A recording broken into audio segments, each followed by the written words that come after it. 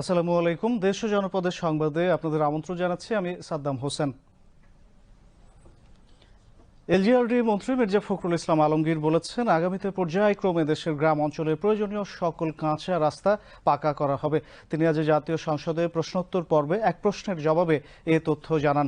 তিনি বলেন, বিগত ফ্যাসিস্ট আমলে মেগা প্রকল্পের নামে চরম দুর্নীতি হয়েছে। আগামীতে দুর্নীতিকে প্রশ্রয় না দিয়ে এবং গ্রামীণ জনপদকে গুরুত্ব দিয়ে উন্নয়ন পরিকল্পনা গ্রহণ করা হবে। এক প্রশ্নের জবাবে যুব ক্রীড়া প্রতিমন্ত্রী আমিনুল হক বলেন, দেশের সকল জেলায় পর্যায়ক্রমে স্পোর্টস ভিলেজ নির্মাণ করা হবে। তিনি বলেন, সকল খেলাকে সমান গুরুত্ব দিয়ে তৃণমূল পর্যায়ে খেলাধুলাকে ছড়িয়ে দিতে কাজ করছে সরকার। অপর এক প্রশ্নের জবাবে আমিনুল হক বলেন, বিগত 17-16 বছরে যুব প্রশিক্ষণের নামে যে দুর্নীতি হয়েছে তা যাচাই করে দোষীদের বিরুদ্ধে ব্যবস্থা গ্রহণ করা হবে। এর আগে বিকেলে ডেপুটি স্পিকার ব্যারিস্টার কায়সার কামালের সভাপতিত্বে সংসদের বৈঠক শুরু হয়। ডেপুটি স্পিকার তার শুভেচ্ছা বক্তব্যে তাকে ডেপুটি স্পিকার হিসেবে নির্বাচিত করায় সকলের প্রতি ধন্যবাদ ও কৃতজ্ঞতা জানান। সেই সাথে তিনি তার দায়িত্ব পালনে সকলের সহযোগিতা কামনা করেন। শেষ খবর পাওয়া পর্যন্ত সংসদের বৈঠক চলছিল। সপ্তাহের প্রথম কর্মদিবসে আজ সচিবালয়ে কয়েকটি মন্ত্রণালয়ে আকস্মিক পরিদর্শন করেছেন প্রধানমন্ত্রী তারেক রহমান। সকালে সচিবালয়ে প্রবেশ করে গাড়ি থেকে প্রধানমন্ত্রী সরাসরি চলে যান সচিবালয়ের ৬ নম্বর ভবনে। এরপর হেঁটে ভবনটিতে অবস্থিত একাধিক মন্ত্রণালয় আকস্মিক পরিদর্শন করেন তিনি। প্রধানমন্ত্রী তারেক রহমান শিক্ষা মন্ত্রণালয়, স্বাস্থ্য মন্ত্রণালয়, মৎস্য প্রাণী সম্পদ মন্ত্রণালয় এবং গণপূর্ত মন্ত্রণালয় সহ বেশ কয়েকটি মন্ত্রণালয় আকস্মিক পরিদর্শন করেন। সরকার প্রধানের এমন কাজে সচিবালয়ে অনেকে অবাক হয়ে যান।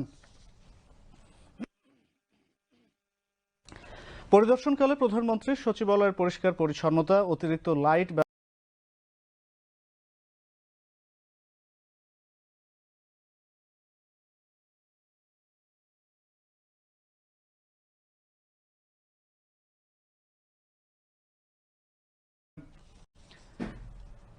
এদিকে সচিবালয়ের মন্ত্রিপরিষদ বিভাগে প্রধানমন্ত্রী তারেক রহমানের সভাপতিত্বে কৃষক কার্ড চালুর বিষয়ে গঠিত কমিটির কার্যক্রমের সর্বশেষ অগ্রগতি নিয়ে পর্যালোচনা সভা অনুষ্ঠিত হয়েছে।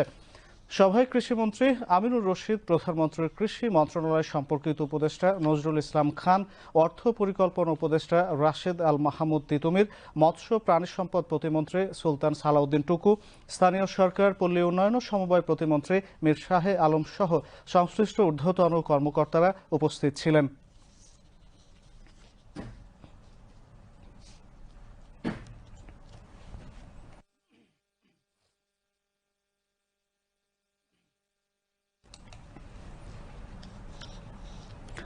জ্বালানি তেলের সরবরাহ নিয়ে কৃত্রিম সংকট বন্ধে প্রয়োজনীয় ব্যবস্থা নেওয়ার নির্দেশনা দিয়েছেন প্রধানমন্ত্রী তারেক রহমান। আজ জাতীয় সংসদ ভবনে সরকার দলীয় সভা কক্ষে সরকার দলীয় সংসদ সদস্যদের সভায় এ নির্দেশনা দেন প্রধানমন্ত্রী। সভায় জানানো হয়, দেশে জ্বালানি তেলের কোনো সংকট নেই। বৈঠকে জুলাই জাতীয় সনদ নিয়েও আলোচনা হয়। বৈঠক শেষে সাংবাদিকদের ব্রিফিংয়ে এসব কথা জানান চিফ হুইপ নুরুল ইসলাম মনি। তিনি জানান, দেশের কয়েকটি অঞ্চলে শিশুদের হামে আক্রান্ত হওয়া প্রতিরোধে প্রয়োজনীয় ব্যবস্থা নিতে নির্দেশ দিয়েছেন প্রধানমন্ত্রী।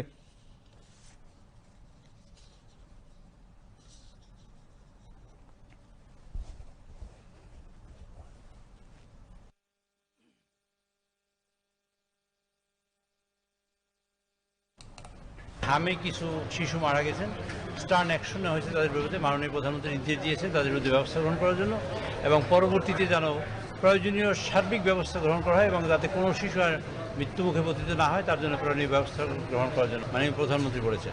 একই সাথে তিনি বলেছেন, স্বাস্থ্য ব্যবস্থা উন্নয়নের জন্য সমগ্র বাংলাদেশ ঘুরে এবং দুইজন মন্ত্রী তারা সপ্তাহে একদিন বন্ধের দিনে হলেও তারা ঘুরে টুরে হসপিটালগুলো দেখবেন এবং প্রয়োজনীয় স্বাস্থ্যসেবা নিশ্চিত করার জন্য দেশের মানুষের যা করা দরকার তাই করবেন। জুলাই সনদ নিয়ে আলোচনা হয়েছে এখানে। জুলাই সনদ নিয়ে আমরা পার্লামেন্টে আলোচনা করব এবং আলোচনা করে জুলাই সনদের ব্যাপারে সিদ্ধান্ত হবে এবং সংবিধান সংশোধন সাপেক্ষে যা হবার ইনশাআল্লাহ তাই হবে। তেলের যে ক্রাইসিস এই মুহূর্তে এবং আমাদের কোনো তেলের সমস্যা নেই এবং তেল পর্যাপ্ত পরিমাণে সাপ্লাই থাকার পরেও একটা কৃত্রিমভাবে এরকম একটা সমস্যা সৃষ্টি করা হচ্ছে, যাতে এইটা না হয় এ ব্যাপারে সকলকে সচেতন হওয়া এবং একটা প্রয়োজনীয় ব্যবস্থা গ্রহণ করতে মাননীয় প্রধানমন্ত্রী আজকে নির্দেশ দিয়েছেন সকলের জন্য।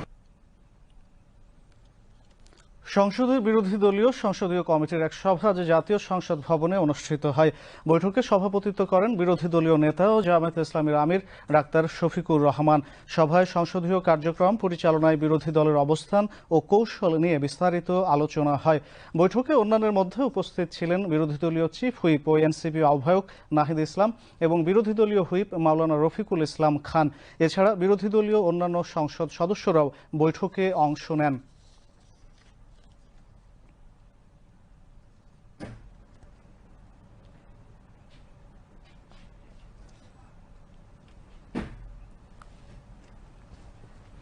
গণপরিবহন নিয়ন্ত্রণে গ্লোবাল পজিশনিং সিস্টেম বা জিপিএস সিস্টেম চালুর সিদ্ধান্ত নিয়েছে সরকার। এর মাধ্যমে বাসের গতি, ফিটনেস, যাবতীয় ত্রুটি নির্ণয় করে ব্যবস্থা নেওয়া হবে বলে জানিয়েছেন সড়ক পরিবহন ও সেতু মন্ত্রী শেখ রবিউল আলম। দুপুরে সচিবালয়ে সড়ক নিরাপত্তা সংক্রান্ত এক বৈঠক শেষে গণমাধ্যমকে এ কথা বলেন তিনি। ঈদ যাত্রায় সারা দেশে 170 জনের প্রাণহানির ঘটনার কথা উল্লেখ করে তিনি বলেন, কয়েকটি অনাকাঙ্ক্ষিত ঘটনা ছাড়া ঈদ যাত্রা স্বস্তির ছিল। তারপর এসব দুর্ঘটনার পেছনে যাদের অবহেলার প্রমাণ পাওয়া গেছে তাদের বিরুদ্ধে ব্যবস্থা নেওয়া হয়েছে। এছাড়া মহাসড়কের পাশে বাস কাউন্টার তুলে দেওয়ার পাশাপাশি শতভাগ যাত্রী নামিয়ে তারপর ফেরিতে বাস ওঠানোর বিষয়ে সিদ্ধান্ত নেওয়া হয়েছে বলেও জানান তিনি।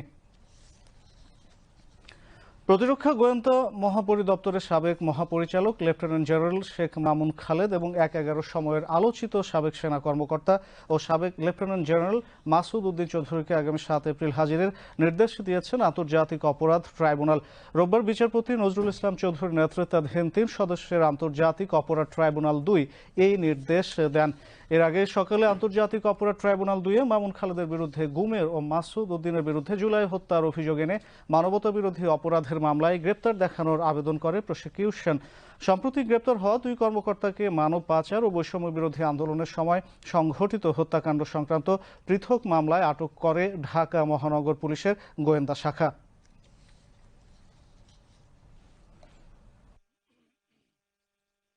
ট্রাইব্যুনাল ২ আমাদের বক্তব্য শুনে আগামী ৭/৪/২০২৬ তারিখে 10:30টায় জেল কর্তৃপক্ষকে এই ২ জন আসামিকে ট্রাইব্যুনালের সামনে হাজির করার জন্য নির্দেশনা দিয়েছেন।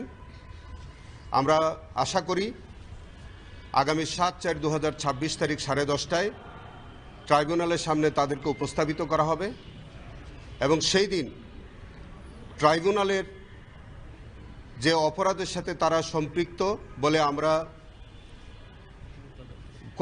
আমরা যে তদন্ত সাপেক্ষে যে অভিযোগ আসবে সেখানে তাদেরকে শোন অ্যারেস্ট করা হবে এবং তাদের বিরুদ্ধে ট্রাইব্যুনাল আমাদের প্রসিকিউশনের পক্ষ থেকে যথাযথ তদন্ত সাপেক্ষে আমরা আশা করি তাদের বিরুদ্ধে বিচারের সম্মুখীন আমরা করতে পারব।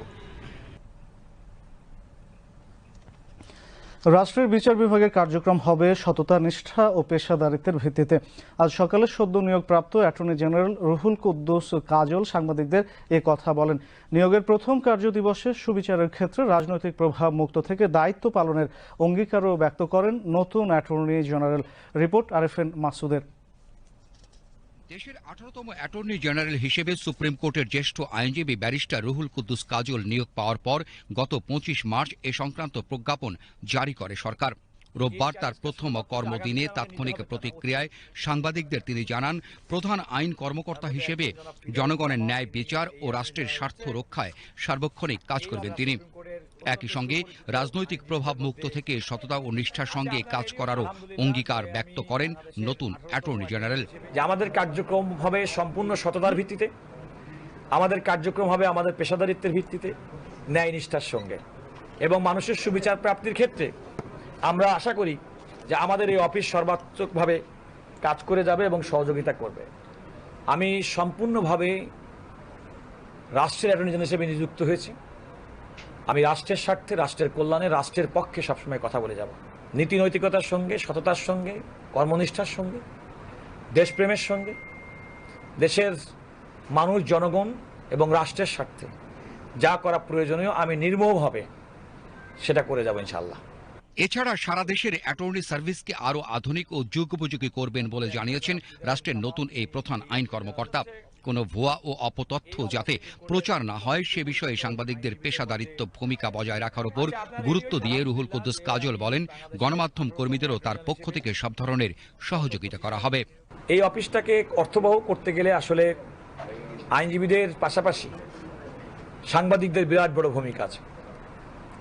ব্যক্তিগত জীবনে আমি নিজে সাংবাদিকতা করেছি, আমি অবাধ তথ্য প্রবাহে বিশ্বাস করি, কিন্তু একই সঙ্গে অপতথ্য, এআই তথ্য দিয়ে যেন মানুষ বিভ্রান্ত না হয় সে ব্যাপারেও আমাদের সতর্ক থাকতে হবে।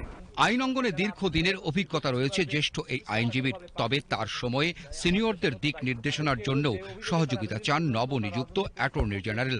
সহযোগিতা কামনা করি। Arifin Masud, BTV news, Dhaka. বাংলাদেশ ও তুরস্কের মধ্যে আধুনিক তথ্য ব্যবস্থাপনা সংক্রান্ত জ্ঞান বিনিময় এবং তথ্য আদান প্রদানের লক্ষ্যে একটি সমঝোতা স্মারক MOU স্বাক্ষরের নীতিগত সিদ্ধান্ত হয়েছে।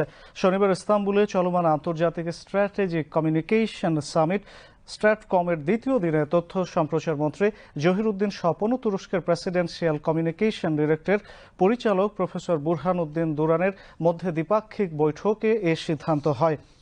বৈঠকে তুরস্কে নিযুক্ত বাংলাদেশের রাষ্ট্রদূত আমানুল হক উপস্থিত ছিলেন। সমঝোতা চুক্তির আওতায় ভবিষ্যতে বাংলাদেশ টেলিভিশন, বিটিভি, বাংলাদেশ বেতার এবং বাংলাদেশ সংবাদ সংস্থা বাসস তুরস্কের সমমানের প্রতিষ্ঠানগুলোর সঙ্গে আধুনিক তথ্য ব্যবস্থাপনা ও কৌশল এবং কারিগরি ও পেশাদারিত্বের মান উন্নয়নে একযোগে কাজ করবে। এর আগে তথ্যমন্ত্রী তুরস্কের পররাষ্ট্রমন্ত্রী হাকান ফিদানের সঙ্গে সৌজন্য সাক্ষাৎ করেন। বৈঠকে দুই ভ্রাতৃপ্রতিম দেশের পারস্পরিক স্বার্থ সংশ্লিষ্ট বিষয় এবং দুই দেশের মধ্যে বিদ্যমান বন্ধুত্বপূর্ণ সম্পর্ক আরও সুদৃঢ় করার উপর গুরুত্ব আরোপ করা হয়।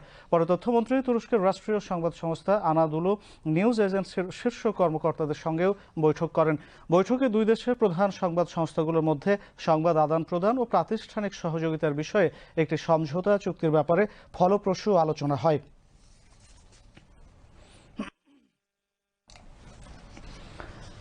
মধ্যপ্রাচ্যে যুদ্ধ শুরুর পর পারস্য উপসাগর থেকে হরমুজ প্রজ্বালানি পেরিয়ে এখন পর্যন্ত কোনো জাহাজ বাংলাদেশে আসেনি। তেল গ্যাসবাহী দুটি ট্যাঙ্কারও এখনও পারস্য উপসাগরে আটকে রয়েছে। তবে হরমুজ প্রণালীর সঙ্গে সংযুক্ত ওমান উপসাগর থেকে এলপিজি নিয়ে একটি ট্যাঙ্কার সীতাকুণ্ডে পৌঁছেছে। শিপিং এজেন্টদের মতে যুদ্ধ শুরুর পর মধ্যপ্রাচ্যের যুদ্ধ এলাকা থেকে এটাই বাংলাদেশে পৌঁছানো প্রথম এলপিজিবাহী ট্যাঙ্কার। শিপিং এজেন্ট সূত্রে জানা গেছে MT BWE বোর্ন হোম নামে ট্যাঙ্কারটি ওমান থেকে ৩,৮০০ টন তরলাকৃত পেট্রোলিয়াম গ্যাস বা এলপিজি নিয়ে এসেছে।